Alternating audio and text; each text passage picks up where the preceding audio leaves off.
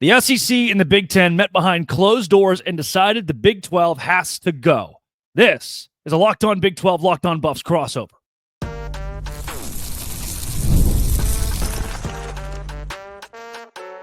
You are Locked On Big 12, your daily podcast on the Big 12 Conference. Part of the Locked On Podcast Network, your team every day.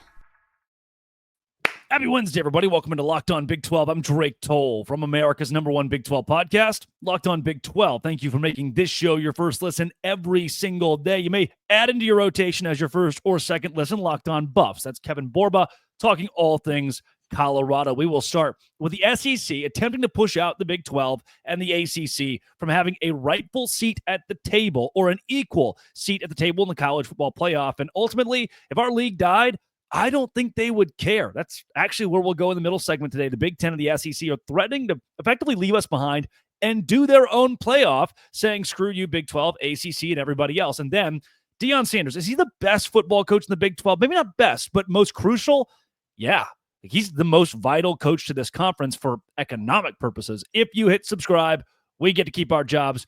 Borba, Yahoo Sports, Ross Dellinger, they picked up that the SEC and the Big Ten met last summer and said, what if we did our own thing, had our own playoff? And everybody's like, whoa, please don't do that, because they've got ESPN by the cojones. They can effectively do whatever they want as the power players in this sport if they team up. Then they said, fine, what about a 14 or 16 team playoff format? We get an automatic 4 bids for both those leagues. The Big 12 can have 2. The ACC can have 2. Well, we're going to get 4 every single year, no matter what, assert our dominance. Or another possible option is just that. We leave you all together and do our own playoff. The SEC, the Big 10, are flexing their muscles against the Big 12 right now, and I'm just not sure if we have the power to even push back. Yeah, I think the hard part with the SEC and the Big Ten is they've kind of, specifically the SEC, they've kind of ran college football for the past decade plus. Now, granted, they haven't been in the title game each of the past 2 years. And so I think there's 2 themes that they sort of sense coming along is college football as a whole, especially with conference realignment, is sort of taking away their conference supremacy, if you will. Like the SEC is not the premier conference every single time. They're still going to have some of the best teams, as we saw in the playoff. That being said, I think they want to guarantee more money for their teams. I think they want to guarantee more exposure, and they want that advantage, right? I think the hardest part about the playoff as it is right now is no team is specifically guaranteeing an advantage. Even the top 4 seeds, they all lost, right? So there is no advantage in the playoff right now. So the SEC gives themselves a better chance of winning it all, being the powerhouse brand that they once were by guaranteeing those 4 teams. And the Big Ten, same thing, right? And they don't care about what it does to the sport because none of the moves they've made in the past however many years, conference realignment, RIP to the Pac-12, they don't care if they kill a conference along the way. They'll do it again. Like it feels like the SpongeBob. They want to see me do it again. That's where they're sitting with these 2 leagues as they've teamed up. And ACC commissioner told Yahoo Sports that there needs to be fairness and access to the championship.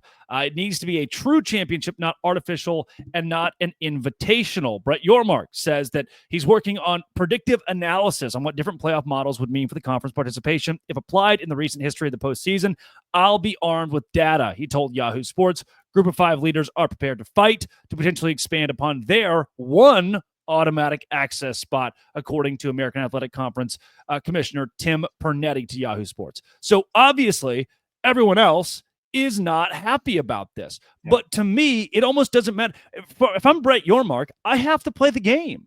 If I walk into these meetings and say, nope, I'm putting my foot down and we're not doing this, I don't know if he has the power to say that and stay alive because the Pac-12 didn't.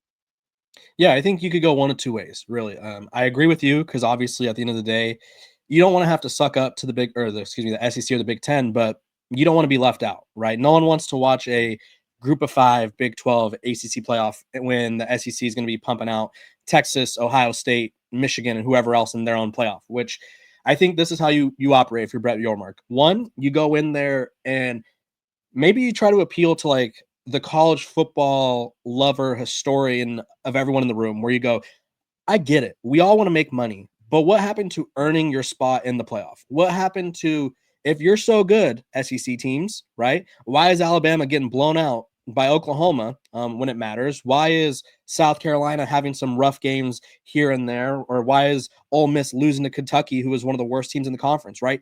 Earn your spots in. Why are we giving you spots just because you want the spots, right? I know they have the brand, but they should have to earn their spots into the conference. That being said, if he feels that the vibes are not going in that direction, then at that point, you have to do what's best for the conference and get them in the dance. You don't want to be left outside of prom watching the love of your life dance with some random dude named Rodney, right? You want to be in there, maybe dancing to Sage of Gemini or whoever else is playing, Yeah. If you are meeting the love of your life at prom, that kind of rocks. Like, good for you, but you've expedited the process there compared to most of us.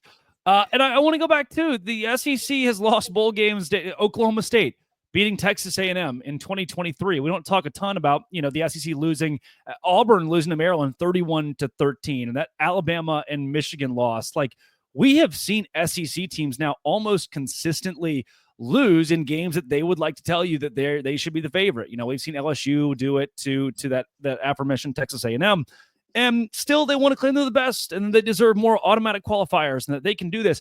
To me, it's no one's arguing you're good. No one. We know you have a lot of draft picks and you win national championships before, but this is a league that hasn't been to the national championship, hasn't even been there in 2 years. And now they're saying, hey, you either do what we want you to do or we're going to leave you behind. If you're Brett Yormark, what's your next move?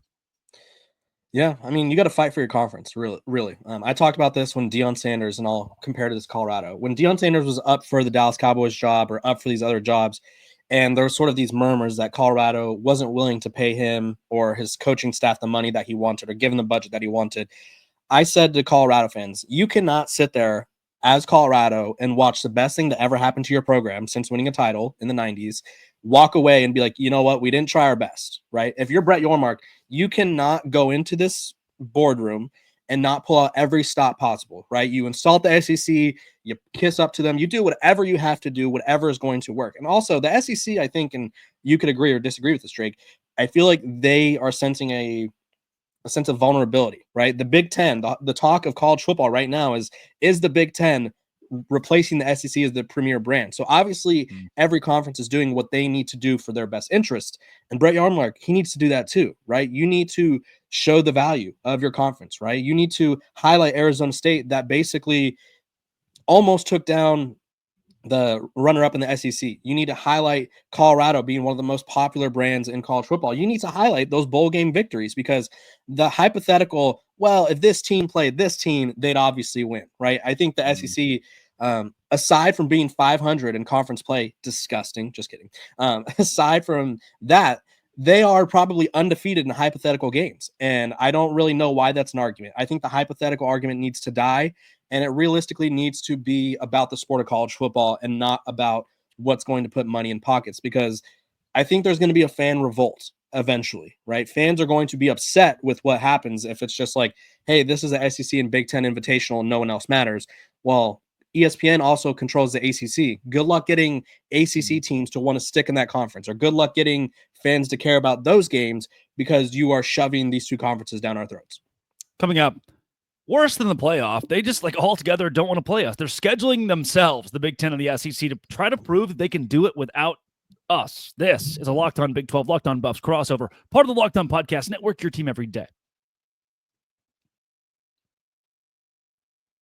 Today's show is brought to you by sponsor Intuit TurboTax. Taxes was dealing with piles of paperwork and frustrating forms, and then waiting and wondering and worrying if you were going to get any money back. Now, Taxes is easily uploading your forms to a TurboTax expert who's matched to your new unique tax situation, an expert who's backed by the latest technology, which cross-checks millions of data points for 100% accuracy. While they work on your taxes, you get real-time updates on their progress, and you get the most money back guaranteed. All while you go about your day. No stressing, no worrying, no waiting. Now this is Taxes. Intuit TurboTax. Get an expert now at TurboTax.com. Only available with TurboTax Live Full Service. Real-time updates only in iOS mobile apps. See guarantee details at TurboTax.com/guarantees.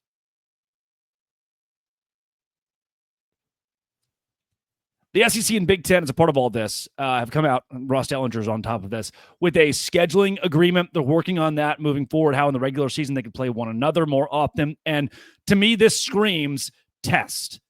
Can we survive in college football with 30 teams that are the SEC and the Big Ten combined and just make more money? Can we have an NFL format where we get Alabama and Michigan playing, and then the next week we have Alabama and Ohio State to bring in more revenue? How do we make bigger games more frequent? And there's a proposal memorandum of understanding that Ross Dellinger reports about. According to most who have viewed it, the SEC and Big Ten hold sole discretion on the future of the CFP format starting in 2026, the beginning of a new 6-year television agreement with ESPN that runs through 2031. We know that ESPN loves the SEC. All this is pointing to not just control of the playoff, but control of the future of college football. This is, to me, the screams, hey, Sears and GE are combining to create a monopoly. Chevy and Ford are coming together to create a monopoly and keep everybody else out of the business. These two entities want to work alone. Yeah, I mean, how else can you help yourself by then helping someone who can help yourself, right? So the SEC and the Big Ten sort of have an opportunity, if you will, to box everyone out of relevance, right? How are you going to build up your strength of schedule when you don't play the top whatever teams, right? And that's what they're going to say to the Big 12 and the ACC is, look at your strength of schedule. You don't have any of the top ranked teams, or you each have 3, or you each have 2 combined, and we have 10 of the top 15 or whatever it is, right? They're trying to make it so they are the superior conferences. And I think they're also trying to make it so there's less of a risk factor for their teams in a way, right? If you play against, say, Texas, Ohio State, that's week 1 next year. I know that off the top of my head just because of all the Arch Manning hoopla. Texas, week 1, Ohio State. Whoever loses that game is still going to have a chance to go into the playoff. And say they have another Big Ten game, say they beat whoever it is. Say Texas loses to Ohio State and then they beat Michigan State. Right? It's like you still beat another team from the quote unquote other top conference. So you're still good. Right? So I think this is a way to sort of strengthen their own schedule, strengthen their own brands. We're going to talk about it in a little bit when we get to the Deion Sanders' impact on the Big 12. Yeah. Much of the top 100 viewed games were Big 10 and SEC games, right? They're trying to make sure that fans aren't watching it so that way they get even bigger TV deals. And it hurts the other conferences because in a way, Drake, and I'm going to lob you up a softball right here. What happens to the Big 12 and ACC top teams when they realize that this is no longer a suitable conference for them? What do they want to do? I think they would probably leave at that point.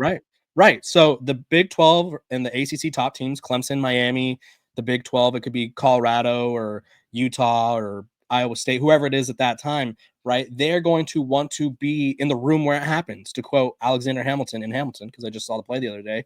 They want to be in the room where it happens. And so the best way to do that is to basically choke them out, to basically cut off all of their resources. And that will truly help them build that 2-conference super conference, if you will. And that's sort of the recipe, right? If you don't allow these teams to gain popularity, have access to the playoff, and lose TV viewership, what is their purpose? The TV side of this, ESPN's role, according to Dellinger, another important entity involved in the conversation is the company paying $1.3 billion annually to the CFP for the rights to broadcast the playoff for the 2026 through 2023 through 2031 seasons. If I'm an investor, if I buy stock in Home Depot, I want Home Depot to succeed. If I buy stock in Home Depot and they say, hey, our next big venture is to start selling in bulk cotton candy, I'm not excited by that.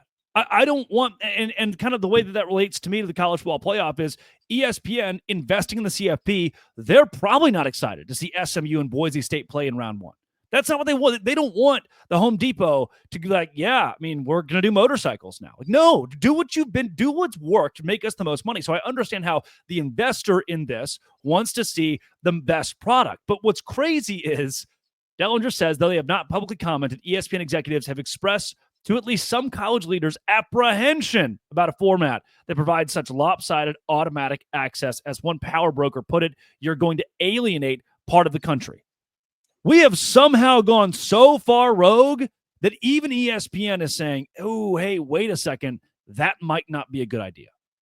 Yeah, I think ESPN recognizes that it reeks of elitism, right? It reeks of, hey, we don't want you a part of our club anymore. Go away, shoo. Like, go form a playoff with the group of 5, right? ESPN, while they care about viewership, while they care about what gives them the best product on the field, part of them knows that the direction college football is currently heading is killing the sport that you grew up loving. It's killing the sport that they grew up playing, loving, being excited about, right? Because if you know at the end of the day, hey, honestly, the regular season doesn't really matter because you just have to be in the top 4 in your conference. If you're the SEC or the Big Ten, you'll be fine.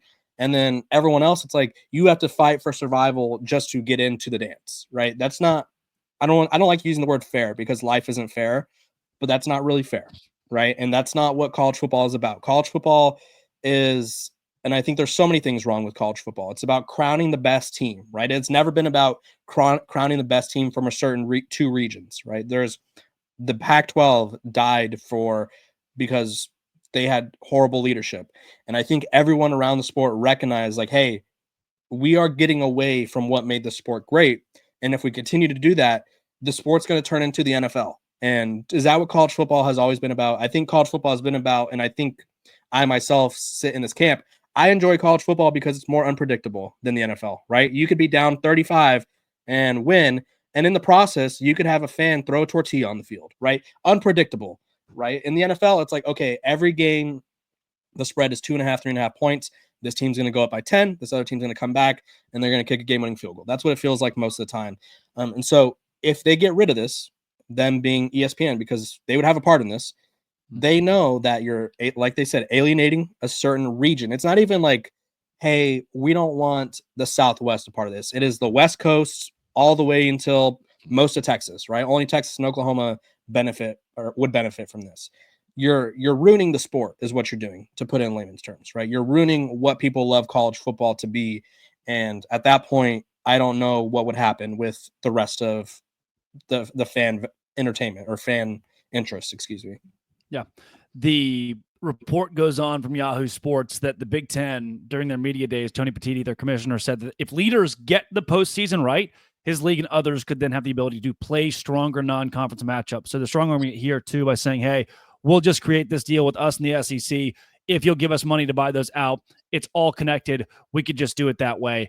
And again, this is where the 2 conferences want to move together with that automatic qualifying proposal as well. Conference championship weekend would look different. They would possibly even play the play-in games for that last automatic qualifying spot. So we're about to go into an era of college football across the board that is not recognizable whatsoever from what we have known in the past.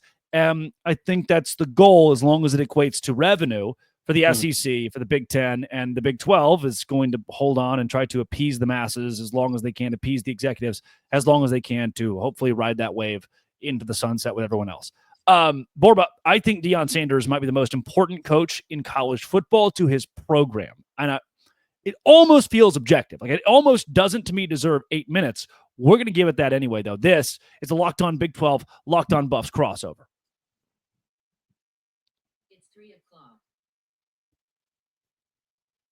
Kevin Borba of Locked On Buffs. Deion Sanders. The statement to me is Deion Sanders is the most important coach to any Big 12 program, to that school, to the city, to what they are. And I believe that that statement extends to he's the most important coach to college football. Before you dive in, because I'm hopefully you'll agree, if Nick Saban leaves Alabama, they still exist. They're still preseason top 10, top 15. If Kalani Sitake leaves BYU, I think they're going to find a really good replacement. He won't, but they would find a really good coach. If Deion Sanders leaves Colorado, you lose everything that the program has become from a revenue standpoint to an attention standpoint. If they go out and hire Jim Mora Jr., we're not talking about Colorado at all, really. Yeah, I think this is, and I totally agree with you, Deion Sanders is the one coach in college football, the entire sport, regardless of level, that is bigger than the program. And what I mean by that, I'm not saying that he matters more than the players or whatever. He is the one coach in college football where, like you said, if he leaves, that program falls into utter chaos, right? Nick Saban, for example, you just brought him up. He leaves, Kalen DeBoer inherits a number, I think it was a top 5 recruiting class. Okay, they go 9-4, whatever they went this past year. And he still gets a top 5 recruiting class because guess what? It's still Alabama, right? Texas has gone through Mac Brown, Tom Herman, Charlie Strong, and Steve Sarkisian. All of those guys have been able to recruit elite players because it's Texas, right? Players want to play for the burnt orange. They want to have the Longhorn on their logo. Same thing with Clemson. They want to play for Dabo Swinney. Dabo Swinney actually might be one of the few. We'll use Miami, right? Miami's always cool. Miami's always popular because guess what? Big school brand. Colorado, if they were to lose Deion Sanders, would plummet to the depth of the sport, right? All of the players that they have right now came to play for Deion Sanders, came to play for his Hall of Fame staff. So what happens when they leave? Well, 30-day transfer portal or window opens, and I would imagine they'd lose majority of the players on the roster. And also, he's just brought so much energy, so much attention that this program really never had, right? Colorado, Drake, and I'll give you a glimpse into my past. My first job out of grad school, I was a production assistant for the Pac-12 networks. So I was cutting up highlights. I was writing scripts for those people on TV. And if you were a Pac-12 team, and I could say this now because I don't work there, you didn't want to be on the Pac-12 network, right? That meant your game was broadcasted to a select few people who had that network, right? The Pac-12 was very inaccessible, which is one of the many issues the conference had. And so you did not want to be there. Well, Colorado was always there, right? Their games were always on the Pac-12 networks. And I think one of the few games that weren't was they played a week 1 or week 0 game against TCU a few years ago. It was like Brendan Lewis versus, I think it was Max Duggan or Chandler Morris at the time. I forgot who it was. Oh, and it was an ugly game. Chandler Morris who got hurt. Yes. Which spawned Max Duggan's birth. There it is. Yeah. So that was like the one game that was nationally televised for them. And so now you look at Colorado, they had all their games on national television. They have one of the biggest storylines in college football, and Deion Sanders leaving would decimate the program, right? You have to use this to your advantage. Use having the biggest figure in the sport to your advantage. Question. Yep. Economically, we like money. Boulder. Yeah. There are some stupid, massive figures coming out about what Deion Sanders did in year 1 and again in year 2 being there. And like I said, I'm not sure if I can name another human being. Like Bill Belichick wouldn't bring the following that Deion Sanders has brought to Colorado. Yep. How detrimental would it be? I'm going to go negative here because we've talked a lot positively about it. If that day comes in a year or 2 years' time where Deion says, hey, I'm good. I'm going to the NFL. Opportunities there to coach my sons again. And that's ultimately my goal. Yeah. How big of a hit does Colorado take? And I do think the juice is still worth the squeeze no matter what. If you only get 3 years of him, you still take him.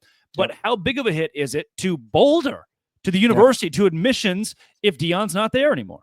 Yeah, they saw, speaking of admissions, they saw a rise in diversity applications. Like the school is getting more diverse, right? Colorado as a state is not really a melting pot compared to like California, New York, or Florida, or all these other places. This past year, they made $8.2 million, which was their first profitable season in 6 years, right? Or at least the past 6 years. From July 1st to 2023, July 1st, 2023 to June 30th, 2024, they had $146.6 million in revenue and a record $31.2 million in football ticket sales. Now, all of this money, people are traveling to these games. This isn't just like, hey, I'm making the drive to Denver to Boulder, 30-minute drive. We're just going to have a fun like trip. People are flying in, right? People are staying at hotels. People are trying local restaurants, right? You are boosting the local economy to a point where it is flourishing. And you lose that. And not only are you losing one of the most exciting coaches in college football, but your local economy takes a hit. Right. We want all these local businesses. I think it was a very big movement during COVID was to shop local, right? Stay away from the big brands, the Targets, the Costcos of the world, and go to the little mom and pop shop downtown, right? Well, you have less people going to your games. You're going to have less people venturing out and finding your local business. You have less people traveling. Maybe these tourist attractions where it's like you could go ATV riding or whatever it is, or snowboarding. Maybe those see a decline in business. And then people leave Boulder. It's a huge trickle-down effect, right? We don't often talk about the trickle-down effect of college football, but this is the one coach, like I said, that would cause the program to fall into the dumpster and the local economy would take a massive hit. And I would assume if you're Colorado and the city of Boulder, you are getting this money and obviously you're putting it back into the town, but you're also figuring out a way to hold on to some of it for the long run. So that way it's not like a complete, like Drake, if I gave you $100 million today and then never paid you again, or $100,000 today would probably be a better example, never paid you again, you'd make that money last, right? Like you don't want to just be like, I'm going to spend it all on one car or one house or whatever and be fine, right? You have to make this money last. So if he does leave, you have to be somewhat prepared that your economy and your popularity is going to take a huge hit. Marshall Faulk or I mean, anybody on staff now, there are like 5 or 6 pretty legendary NFL guys that are all coaching in Boulder. If any of those guys take over, could they carry the boats? Is this hey, Warren Sapp, can you be the new head coach at Colorado and keep this momentum going? Yeah, honestly, I think no. I think that's the allure of Deion Sanders is he's a guy who was popular at every point of his life and at the biggest stage, right? He goes to Florida State, which has always been one of the premier programs, and he's popular, right? He releases rap music. He has an alter ego. He goes to the NFL and he's cocky. He tells a certain NFL, I think it was the Giants, what pick do you have? Because they wanted him to take a test. What pick do you have? No, I won't be there. So I'm leaving. I'm not taking the test, right? Deion Sanders has always been on the spotlight. He's had reality TV shows throughout his entire life. He's been on NFL Network. He has a TV show right now on Tubi. He has an Amazon Prime show that follows him around. Warren Sapp, Marshall Faulk, any coach you name in college football does not have the following that he has. Like, he is just so famous outside of football that I don't know if anyone could replicate that. You could try. I wouldn't be mad at it. But at the same time, you look at both Marshall Faulk, this is his first coaching job. Warren Sapp had never coached before. So that'd be a lot to ask of them, right? And then you start looking around the college atmosphere and it's like, okay, who is a coach that's willing to follow in Deion Sanders' footsteps, right? Because that's also a thing. Even though he hasn't won a lot of games, like he's 13-12 in 2 years, which is great for Colorado. But I'm saying from an overall perspective, who's going to be that guy that goes, you know what? I could do that. Like, you're going to hire some offensive coordinator you're going to hire Garrett Riley from Clemson and expect Garrett Riley to produce that level of popularity. It won't happen, right?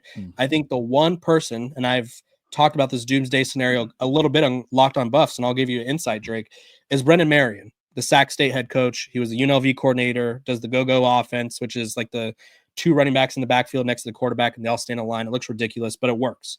He's a guy that I think if I'm Colorado, I'd go that route.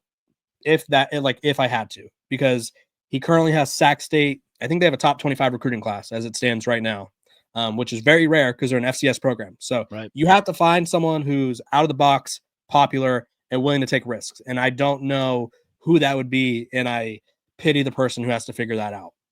Yeah. Kevin Borba, where can folks find more of your work? Yeah, I'm over on X at Kevin_Borba. Locked On Buffs every day. We're talking Colorado, talking Coach Prime, and I also am writing a little bit over at Athlon Sports, so go check me out there. This has been and always will be. He's good, man. I just don't want him to ever leave, please. Yeah, we need the economic aspect of Deion Sanders, and if he wins, it gets even better. This has been and always will be Locked On. Thanks for making it your first listen every single day. Crossover between Buffs and the Dose Grande.